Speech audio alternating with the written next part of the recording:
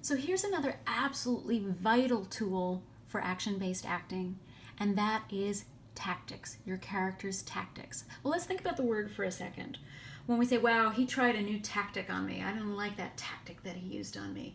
What is it? It's a strategic thing that you do to a person in order to get what it is you want. We use this term all the time in life. So let's think about it. Once you know what your character wants and needs in the scene, that's their objective, what they desperately want from this other person or other people.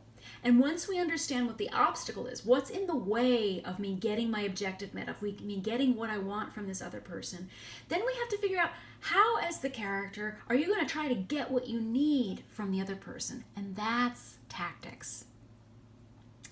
Tactics are the specific thing a character does to get what they need from another character. You may hear other acting teachers refer to this as actions. It's the same word, actions, tactics, they're interchangeable. You might hear somebody say strategy.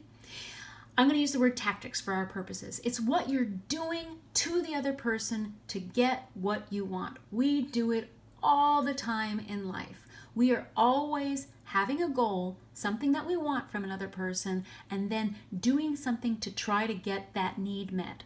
We do it all the time, whether you're conscious of it or not. And again, it's not a manipulative thing necessarily. We also do this for good. We do this to make people feel valuable, to make them feel needed, to make them feel safe, to make them feel secure.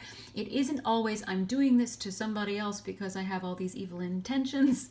It's just human behavior that we're always approaching people a certain way to elicit a certain effect to get what it is we need from them.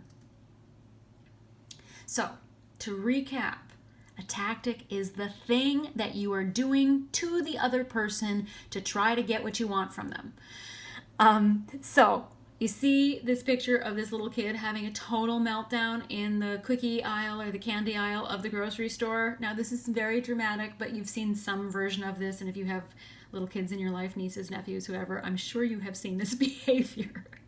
So let's name this kid's objective: to get mom to give me candy. Right? That's what the kid wants. That's his objective.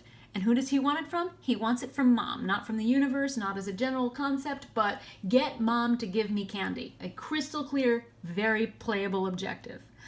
Well, let's think about how a kid tries to get candy from their mom when their mom is totally not on board with it. They might try to beg, please, please, can I have some candy? I want candy, please, can I have candy? Please, can I have candy? Right? And then when mom says no, you need to go home and we're going to have dinner soon, then kiddo realizes that if he continues to beg, he's not going to get what he wants. So he changes it. And that's when he starts to change the tactic and threaten. And if you look at this picture, this is the kid version of threatening. He's going to make a scene. He's going to call a lot of attention to himself that nobody wants. And that's how he threatens. And then mom knocks that down because no way is kiddo getting candy for behaving that way. That's some bullshit. We're not going to do that. So mom knocks that out, and kid very smartly realizes, well, I can't play the threatening card anymore.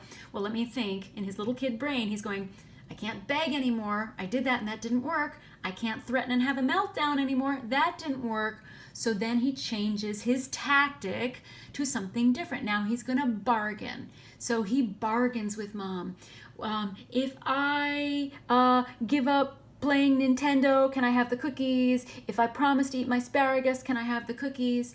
And then maybe, because he's approaching things more logically, maybe mom is going to compromise. So what I want to put a pin in that we can talk about later is we're always getting closer to or farther away from meeting our objective, meeting our goal. So when he begged and that didn't work, he was losing. When he threatened and had a meltdown and mom just got more pissed off and it didn't work with mom, he was losing.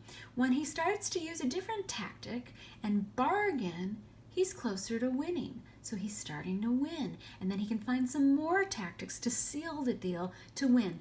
This is what happens in a good scene. In a bad scene, people play the same tactic over and over again. If this were a bad scene that nobody wanted to watch, this kid would be begging the whole time or having a meltdown the entire time. He wouldn't change it up. In life, we are constantly changing things up when one thing doesn't work. We are constantly changing it. So when one strategy, one tactic doesn't work, Move on to the next strategy to try something new. This is what you need to do to get what you want in the scene.